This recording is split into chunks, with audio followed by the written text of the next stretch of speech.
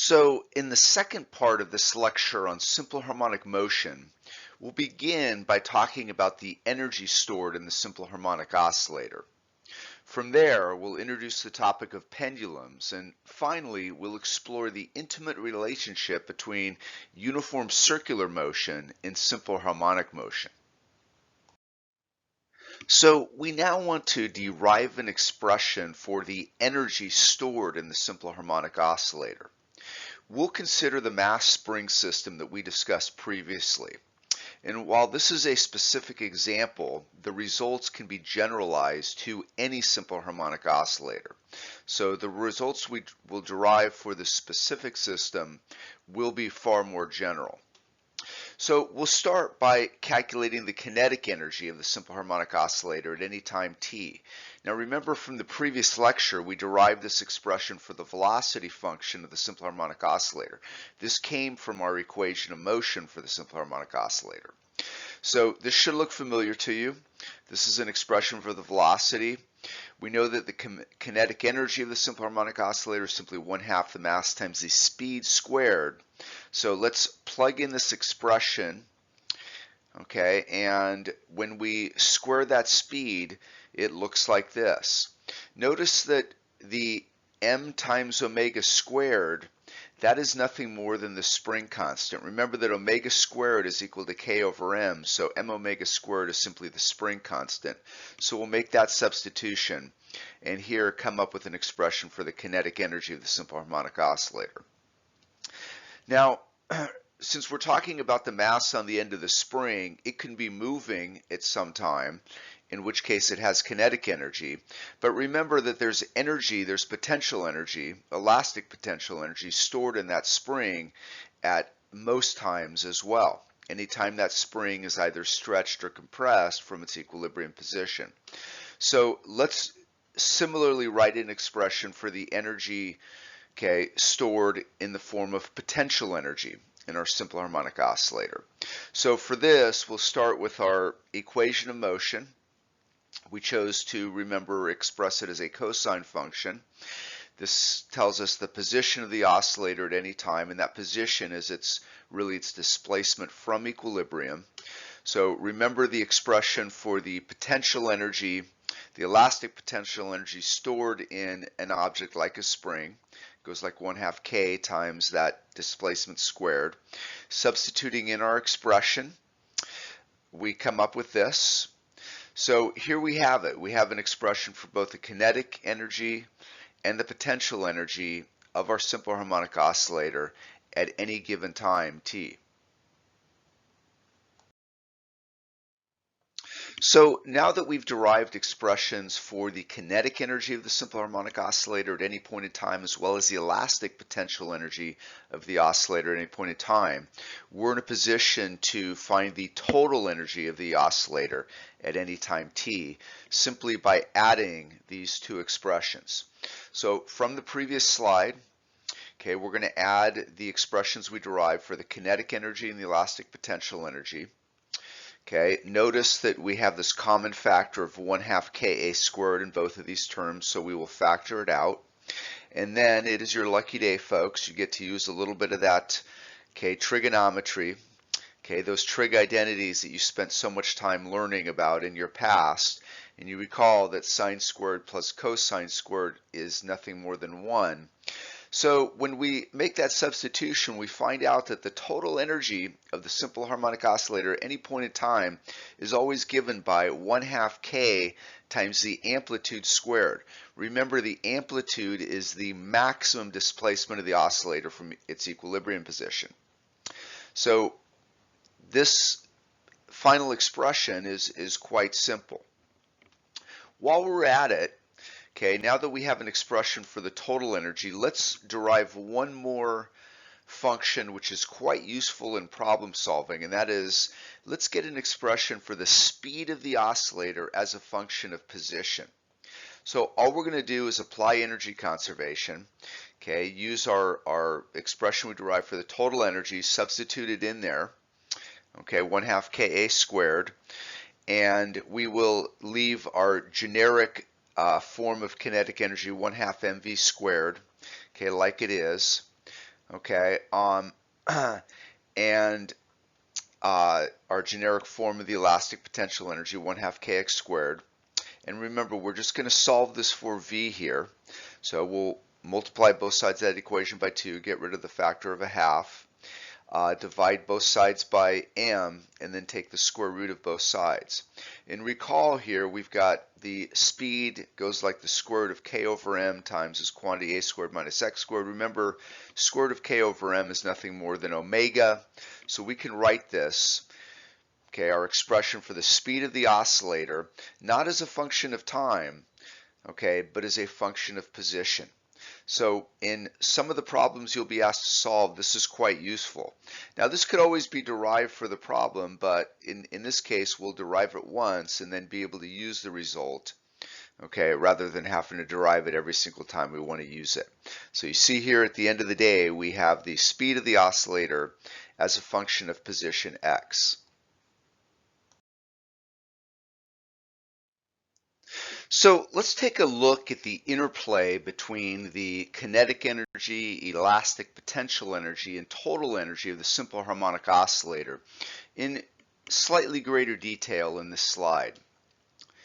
So what we're going to do is we're going to look at a specific system here. We'll continue to look at the mass on the end of the spring with a specific set of initial conditions. And we will look at specific times, okay, to evaluate these kinematic variables as well as the energy. So we're going to look at time 0, okay, where our oscillator is in this position. It's maximally stretched. We'll look at a quarter of a period, a half a period, 3/4 of a period, and 1 period later where it returns to its same position at time 0. And let's start out with the kinematics. We'll look at the position, velocity, and acceleration of the oscillator at each of these, okay, prescribed times. So starting here with the equation of motion, you'll notice here that a cos omega t plus v for this particular oscillator, where it starts out at time 0 having an amplitude a, that tells us that the phase constant has a value of 0 in this case. Notice that if you plug in 0 for time, okay, and you know that the cosine of 0 is 1, and 1 times a gives you an amplitude a here at time 0. So for this particular system, this one that we've chosen, okay, the initial position of the oscillator at maximum amplitude, okay, we would describe the phase constant as having a value of 0. So here at time 0, position of our oscillator is at plus a quarter of a period later. Over here, our oscillator is at a position of 0. At half a period later, our oscillator is at a position of negative a, where the spring is maximally compressed rather than stretched. At 3/4 of a period, our oscillator is once again back at equilibrium, where it's neither stretched nor compressed. And a full period later, okay, our oscillator is once again at its initial position at x equals plus a. So if we want to talk about the velocity of the oscillator at each of these positions, let's bring up our velocity function. And you'll notice here that for a phase constant of 0 at time 0, the sign of the argument, the sign of 0 is 0, which makes sense here. If our oscillator is stretched to a position of plus a at time 0, it has no speed, as our velocity expression tells us. 1/4 of a period later, the oscillator is in its equilibrium position. At a quarter of a period, it will have a maximum velocity of negative omega a. At half a period later, the oscillator must once again be at rest. If it is going to turn around and move in the opposite direction. At 3/4 of a period, it's once again in equilibrium where its velocity is a maximum, but now in the positive direction. And at a full period later, the oscillator is once again at rest, where it is maximally stretched. To determine the acceleration of the oscillator, remember, according to Newton's second law, the acceleration goes like the force. So here's our expression for the acceleration function. At time 0, When time is 0, the cosine of 0 is 1. That is where our acceleration is a maximum. Notice here that that is where the force on the oscillator is a maximum because the spring has its maximum extension. So our Hooke's law force is a maximum and is given by the expression minus omega squared a. At time 0, the spring is neither, a quarter of a period later, the spring is neither stretched nor compressed. There is no Hooke's law force on it, no acceleration. Even though its velocity here is a maximum, its acceleration is a minimum. At a half a period later, the spring is maximally compressed, so the force is a maximum and in the positive direction. 3/4 of a period is once again in equilibrium, has no force, no acceleration, and a full period later, okay, the oscillator is at a starting point. Okay, we've gone through one complete oscillation, one complete vibration. The acceleration is once again a maximum and is in the negative direction. So these are the kinematic variables describing our oscillator at these chosen times. Let's now shift to energy. And if we want to look at the kinetic energy, okay, since we know the speed of the oscillator each of these times, okay, we can easily calculate the kinetic energy. At time 0, the oscillator is not moving. It has no kinetic energy. But since the spring is maximally stretched there, okay, we see that it is stretched to a position of plus A, so its potential energy is 1/2 spring constant times, okay, the amplitude squared. So maximum potential energy, the total energy, which is just the sum of these two, is 1/2 Ka squared. Okay, at a quarter of a period later, okay, here the kinetic energy is a maximum. That's where the oscillator has its maximum speed. Okay, the elastic potential energy is 0. The spring is neither stretched nor compressed when it's in equilibrium. Okay, but when we sum these two terms, once again, we find the total energy of the oscillator has this value of 1/2 Ka squared. At half a period later, you can see what's happening here. Okay, the oscillator is once again at rest. It has no kinetic energy, but maximum force, maximum acceleration, maximum potential energy, okay, for a total energy that is again once 1/2 Ka squared. So we're seeing that the total energy always has the same value. At 3/4 of a period here, the spring and mass are once again in equilibrium.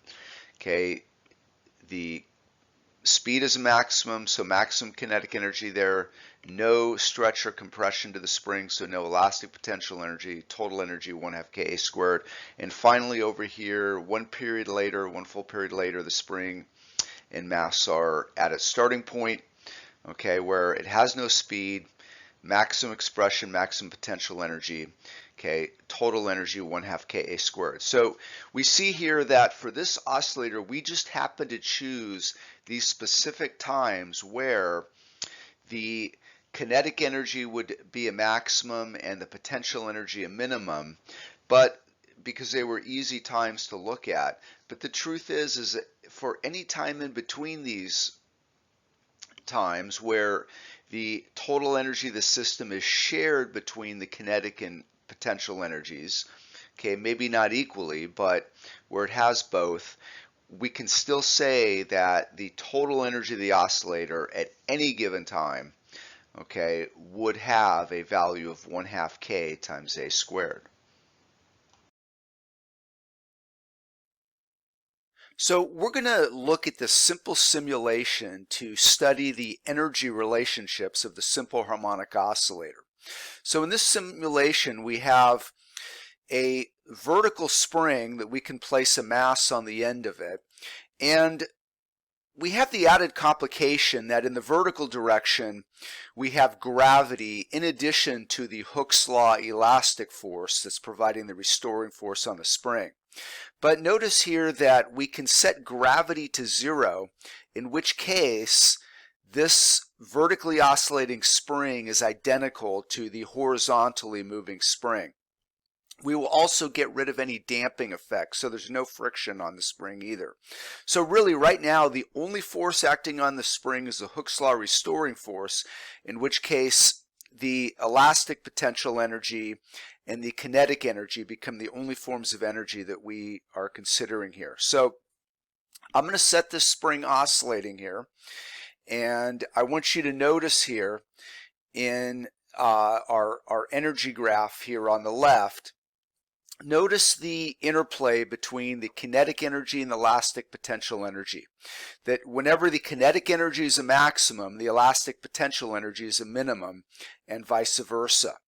But what's important to notice here is that in this last column here, okay, of the bar graph, notice that the total energy, that is the sum of the kinetic and elastic potential energy, is always a constant as the spring oscillates, okay, back and forth.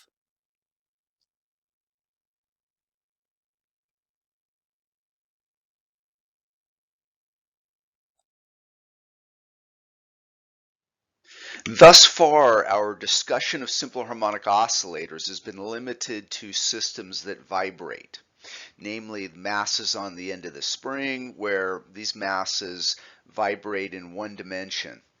We're now going to shift our attention to systems that we call pendulums, and these are systems that oscillate over a piece of a circle, okay, really in two dimensions rather than vibrate in a single dimension. It turns out there's really three different classes of pendulums, and we'll take a look at each one. Starting with the simple pendulum. The simple pendulum is an ideal which is never really met in reality. The simple pendulum consists of a point mass. Okay, now you know there's no such thing as a point mass because all objects have dimensions. And this point mass is suspended from a rope, a string, or a rod, and is allowed to oscillate. But for real systems, so long as we can consider the dimensions of that point mass, that's what we call our pendulum bob, to be much less than the length of the pendulum, then we can get real systems that approximate simple pendulums. Okay, real pendulums approximating simple pendulums. So for example, if you look at a rock climber who clearly has dimensions, but if you look at that rock climber on the end of a very, very long rope, so that the height of the rock climber is pretty small in comparison to the length of the rope, then this not so simple pendulum we can treat as a simple pendulum, okay, using this approximation. Take a look at a grandfather clock. Okay, if you look at a rod that is long enough where the mass, the dimensions of the bob are small in comparison to the length of the suspending rod, once again we can consider this real pendulum to be that of a simple pendulum. In some cases you can't do that. So when we talk about physical pendulums here, now we're talking about real objects with arbitrary shapes that are free to oscillate, where okay, for example, if we take a look at the leg of a giraffe, okay, and that leg of a giraffe swings back and forth, there's no way that we can actually treat the entire leg as to be a mass on the end of a long string or rod. So this would be an example of a physical pendulum. How about a skier on a chairlift, okay, or a crane lifting an object, okay, when we look at the boom of the crane. We can consider that to be a pendulum. A third class of pendulums called torsional pendulums.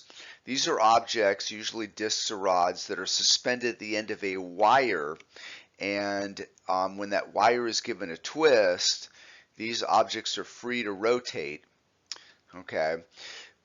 The famous Cavendish experiment, this is a lab that we will take a look at in Physics 102, where we have a pendulum. It's a little hard to see here. There's a couple masses that are suspended from a very, very fine wire, and these masses are allowed to twist, okay, under the action of the gravitational force caused by these very large balls here. This is a lab we'll do in Physics 102. We'll also use a torsional balance in Physics 103 when we talk about electrostatics. This is a diagram of a Coulomb's law balance, and once again you can see that we can treat this as a torsional pendulum here. Okay, this object is suspended from a very fine wire and is allowed to twist in a horizontal plane when another charged object, okay, a charged ball here, causes that, okay, pendulum end wire to twist.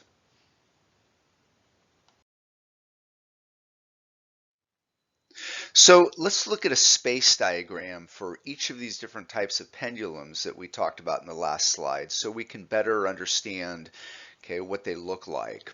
So recall we said that the simple pendulum is a point mass suspended from a string that is free to oscillate.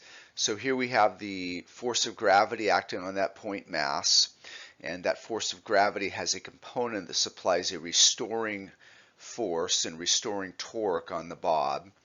And we said that in real life, so long as the dimensions of the bob are small compared to the length of the string, then we can say that we can use that simple pendulum approximation and say that a real pendulum would approximate a simple pendulum. Now the physical pendulum is an object that rotates about a point, but that object itself can have mass. So it's not as if all of the mass of the object is a distance L away from the pivot point. So in this case here, we have a force of gravity acting at the center of gravity of the object, and we also have a normal force or support force at the pivot point. So here's an example of a system that we would have to consider a real pendulum, sorry, a physical pendulum, okay, as opposed to a simple pendulum. Now the torsional pendulum, we said, is usually a rod or disc that is free to twist or rotate in a horizontal plane. So notice that unlike the physical or simple pendulum, in this case, the force of gravity supplies no torque to cause the torsional pendulum to rotate. The torque is supplied entirely by an elastic force that is caused by the twist of the wire itself.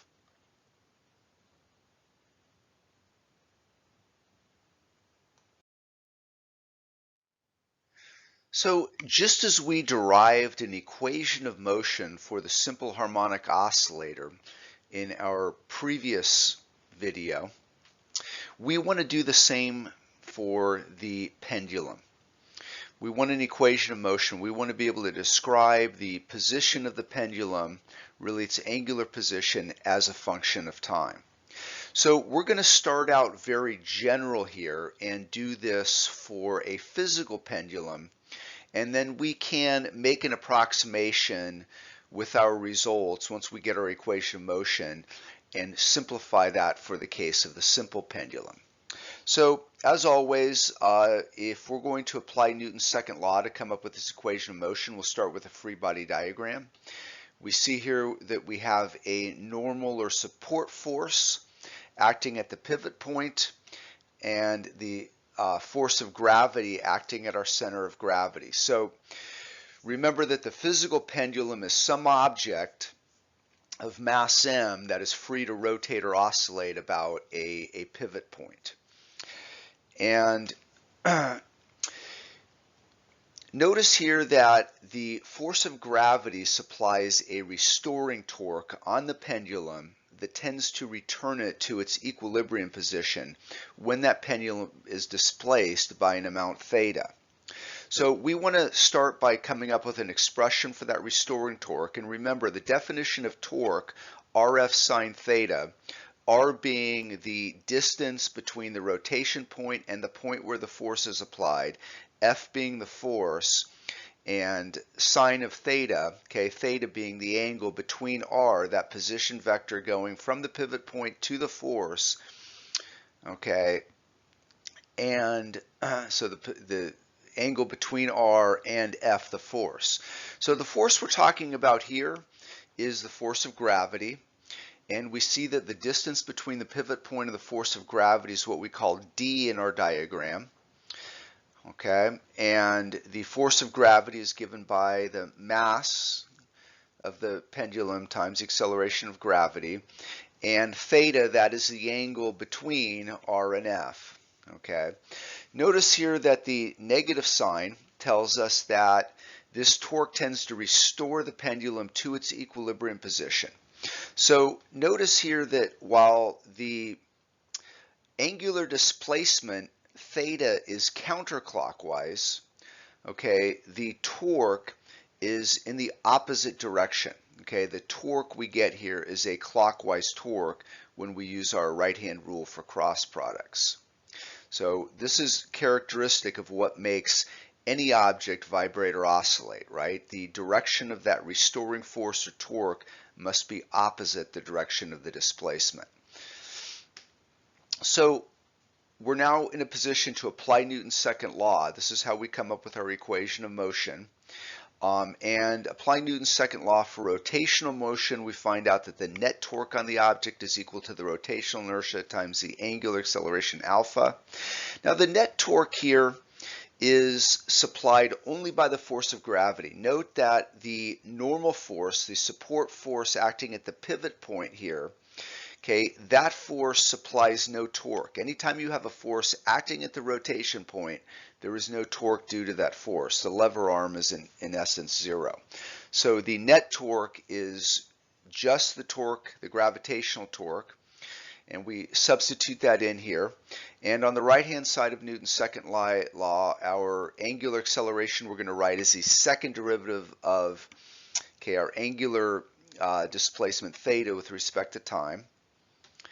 And here we're going to employ the small amplitude approximation.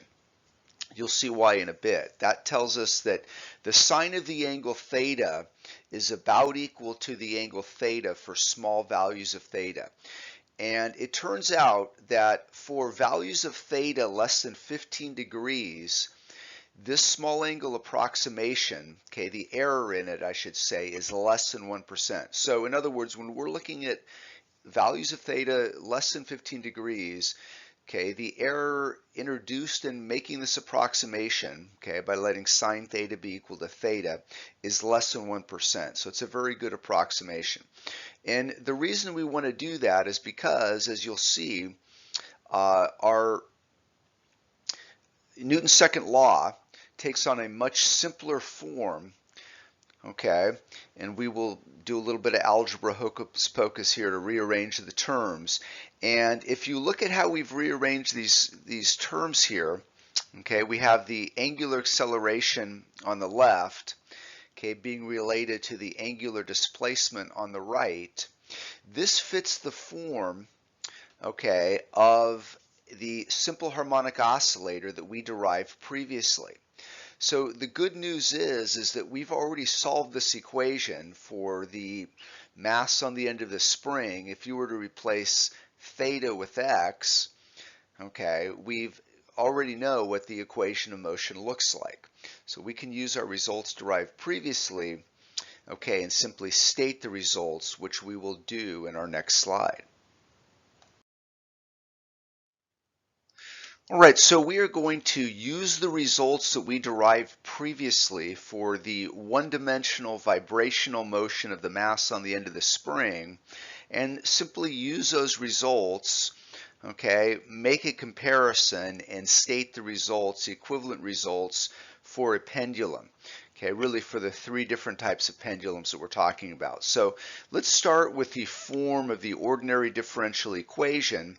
You recall from last lecture, the mass on the end of the spring, Newton's second law took on this form, whereas on the previous slide we said that when we make the small angle approximation of letting sine theta be equal to theta, okay, our application of Newton's second law gave us a second order linear differential equation that looked like this.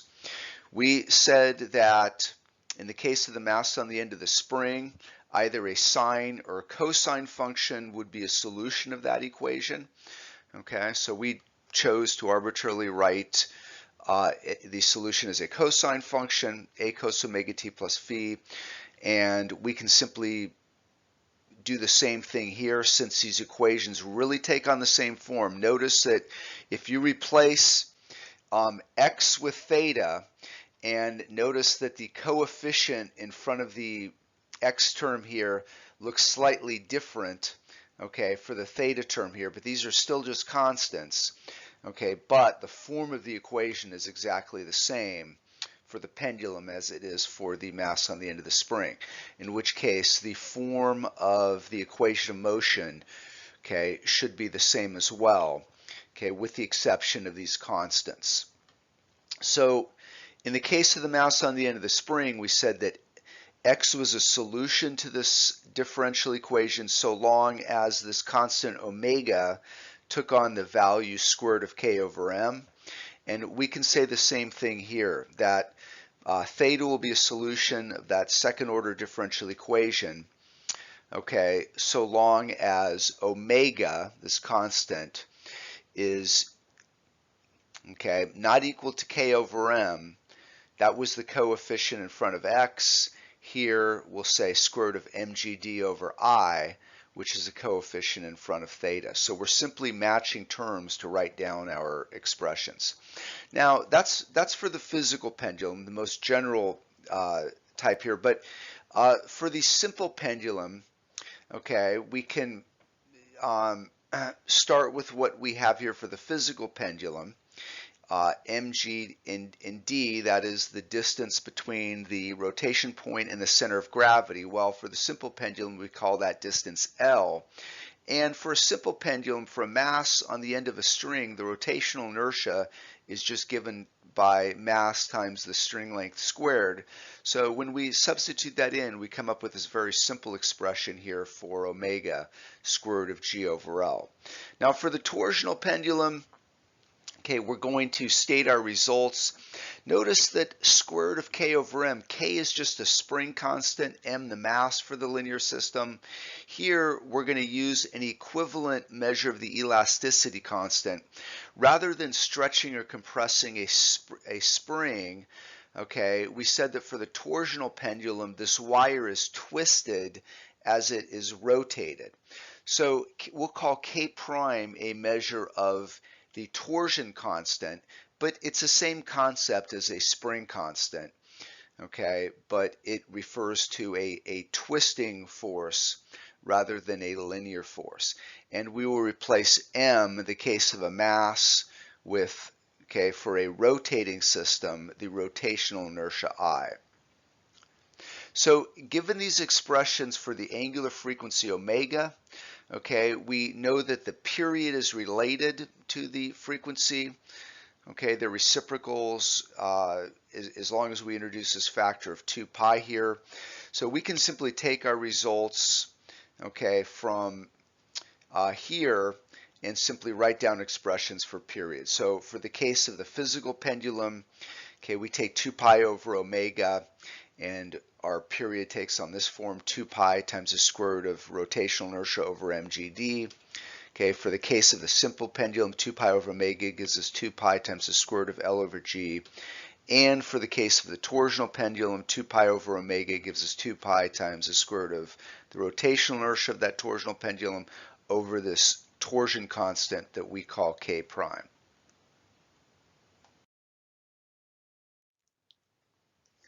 So you recall in our last lecture, in part 1 on this series, we discussed various factors that affected the period of the simple harmonic oscillator. That is, for the mass vibrating on the end of the spring. We're going to do exactly the same thing here for the case of pendulums. What sort of factors will affect the period of a pendulum? The first factor we'll take a look at is the length of the pendulum itself. Now, according to what we derived on the previous slide, we showed that the period is related to the length of the pendulum as follows. So it looks like the period is directly proportional to the square root of the length of the pendulum. So based on this, we would predict that longer pendulums should have longer periods. Let's take a look at a simulation and see if this is indeed the case.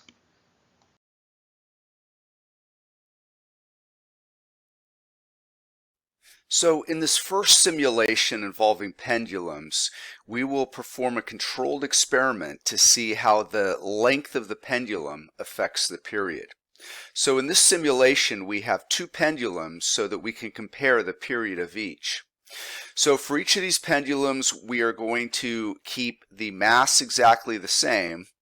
Okay, so notice here that we have a 1 kilogram mass, okay, as a pendulum bob for both the red and the blue pendulum. But notice when you look at the length that pendulum 1, the blue pendulum, is only half a meter long, whereas pendulum 2, the red pendulum, is a meter long. Notice here that we have gravity set to be 9.8 meters per second squared, as it is here on Earth, and we have no damping, okay, no frictional forces.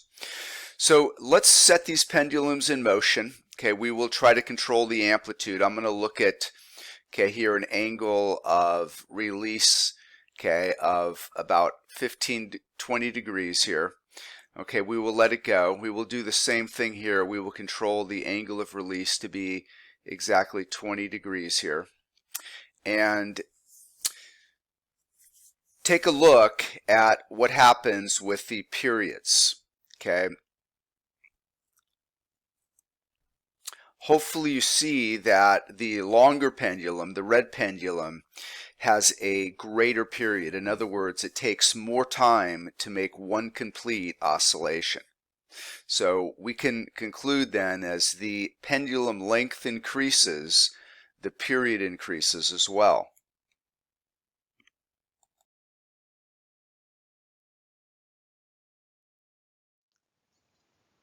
So the second factor that we'll look at and see if it has an effect on the period is that of the amplitude of vibration. Okay, the maximum displacement of the pendulum from its equilibrium or rest position. Well, take a look at the expression we have for the period of a simple pendulum, okay, on your screen. And let me ask this: do you see any dependence upon the amplitude in the physical law? No dependence is present, so we would predict that the amplitude of vibration should not affect the period of the pendulum. So in this next simulation, we'll perform a controlled experiment once again to see how the amplitude of oscillation affects the period of a pendulum. Now, note we already said that when you look at the law that we derive for the period of a pendulum, okay, whether simple or physical or torsional, you saw that there is no amplitude dependence in the form of the law. So we would expect there should be no effect. So notice in this simulation we have two pendulums, okay, the blue pendulum and the red pendulum. Both are 1 meter long, so we're going to control the length. Okay, both have the same mass. Okay, notice that the mass is 1 kilogram in each case. And we will start one pendulum with an amplitude of 10 degrees. Okay, and we will start, okay, the second pendulum, the blue pendulum here, with an amplitude of 20 degrees. And let's let them go and let's take a look at, okay, how that amplitude affects the period. So clearly the blue pendulum, which has twice the amplitude of oscillation, okay, twice the angular displacement, okay, has virtually the same period as the red pendulum. It takes it the same amount of time to make one complete oscillation.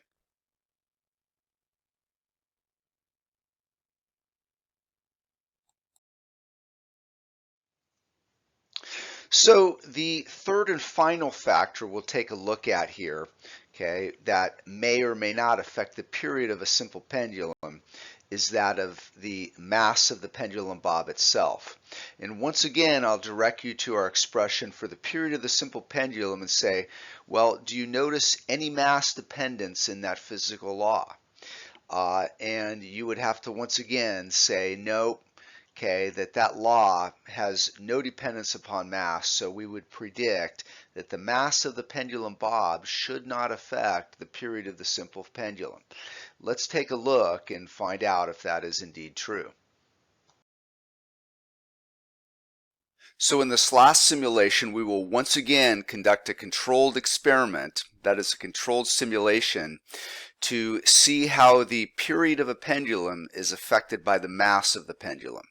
So in this case here, we need to control both the length and the amplitude. So let's set the length of both of these pendulums equal to 1 meter.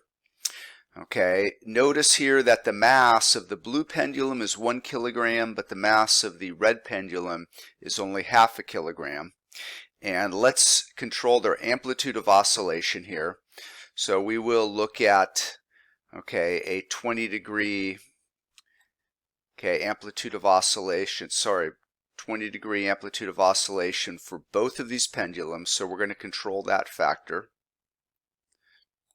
And let's release them and see how the mass affects the period.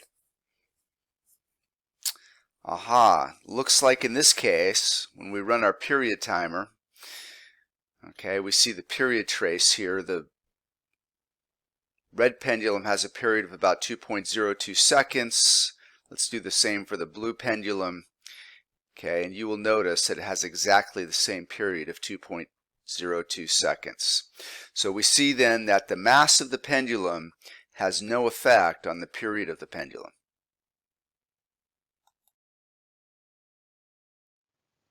So let's take a look at applying these results that we just derived for the period of a pendulum, okay, in the case of a simple problem. So in this problem we're told that when walking, the leg not in contact with the ground swings forward, acting essentially like a physical pendulum.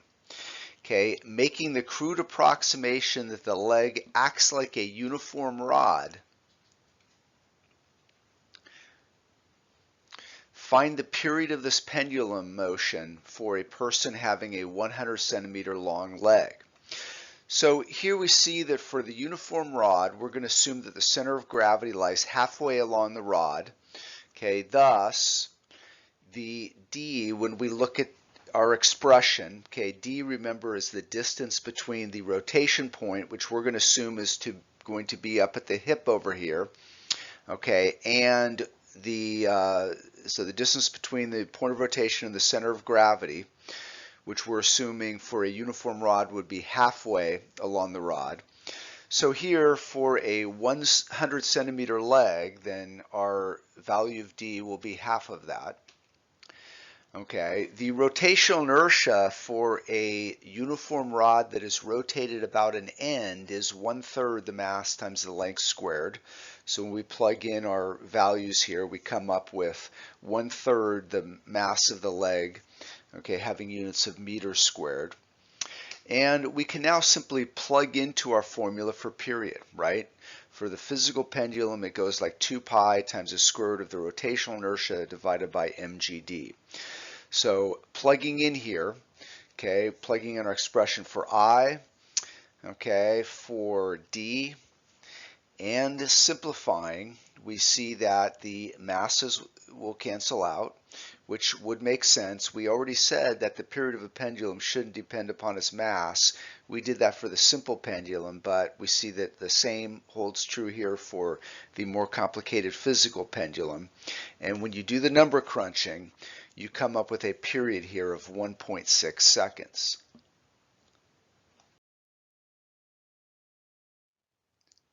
So the last topic we'll introduce in our unit on simple harmonic motion is to see this intimate relationship between uniform circular motion and simple harmonic motion. So we'll look at several examples, and the first example we'll look at is the motion of the Earth about the sun. Now, you know from your study of gravitation in Physics 101 that the planets orbit the sun in elliptical orbits, but that for most of the planets, with the exception of Mars, the eccentricity of that ellipse is so small that we can approximate the orbits as nearly circular, and that is indeed the case of the Earth. So making that approximation, we want to ask the question, what would you see, or I should say, what would an alien spacecraft see if they were outside of the plane of the Earth's orbit, sometimes called the ecliptic, versus what would an observer see inside the plane of the Earth's orbit? If they were actually within that plane, what would they see as the Earth moved around the sun? Well, when viewed from the vantage point perpendicular to the plane of the Earth's orbit, and outside of that plane, those aliens would see the Earth move in uniform circular motion, or very nearly so, about the sun, with a nearly fixed radius. No surprise there. The question is, though, what would happen when viewed from within the plane of the Earth's orbit, within the ecliptic? What would an alien or an observer see from that vantage point? Well, in that case, you would not see the two-dimensional motion of the Earth from within that plane. You would be right within the plane as the Earth moved within the plane around the sun. You would see the one-dimensional motion of the Earth only. And as the Earth moved in its circular path around the sun from that one-dimensional vantage point within the plane, you would see the Earth move as a simple harmonic oscillator.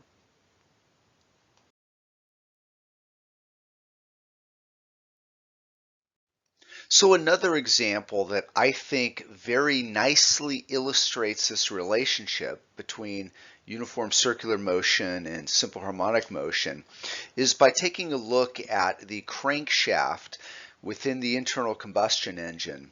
Here we're looking at a single piston, and you will note that when you look at the motion of the crankshaft itself, it is circular motion.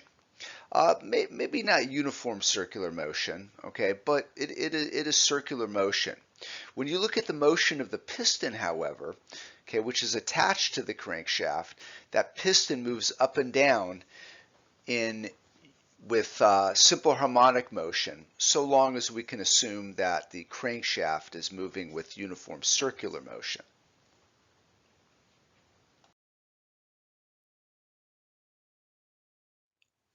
So in this slide, let's take a look at a few more examples, a few more simulations really, that nicely illustrate this relationship between uniform circular motion and simple harmonic motion.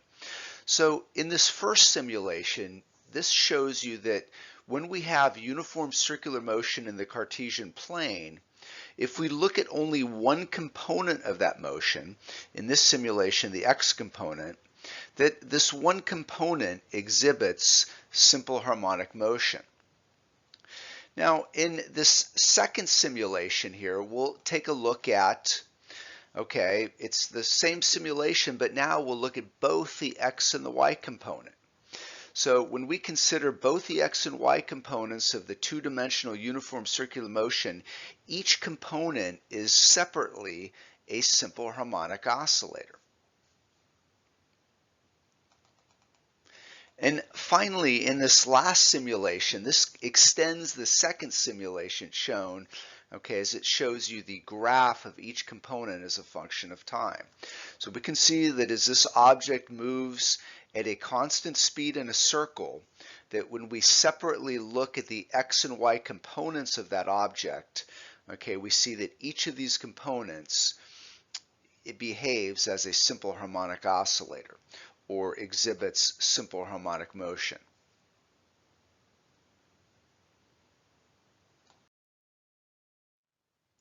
So in this last slide, then, we will take a look at these simulations that we saw previously, to see this relationship between uniform circular motion and simple harmonic motion. And we'll look at it, we'll analyze the mathematics from a slightly more formal point of view. So let's consider an object exhibiting uniform circular motion, and if we look at the components of that position vector r, which describes the object moving at a constant speed in a circle, we know that in the Cartesian plane, the x component can be written as r cosine of theta, or using what we know about the rotational kinematics, theta simply being a measure of the angular speed times the time, r cos omega t, and the y component can be written as r sine theta or r sine omega t. So each of these components of the position vector represents the equation of motion for a simple harmonic oscillator, right? We think about what you know about the equation of motion of a simple harmonic oscillator. We said that it is expressed as either a sine or cosine function. So each of these components represents a simple harmonic oscillator with the following properties. One simple harmonic oscillator, the one in the x direction, okay, the other is in the y direction. The amplitude of each of these oscillators is simply r. That is the maximum displacement, okay, of each of these oscillators from equilibrium position. So you notice that each of these components, okay, oscillates between negative r and positive r. The frequency of each of these oscillators is omega. Okay, notice that both of these oscillators, the one in X, the one in Y, have the same rotational frequency. And each of these oscillators is pi over 2 radians out of phase with each other. That is the difference between a sine function and a cosine function. So in conclusion, we can say that the circular motion is simply a combination of two perpendicular simple harmonic oscillators, both having the same frequency of oscillation and the same amplitude of oscillation, but each of them being out of phase with the other by pi over 2 radians. That is what we get by expressing one as a cosine function, the other as a sine function.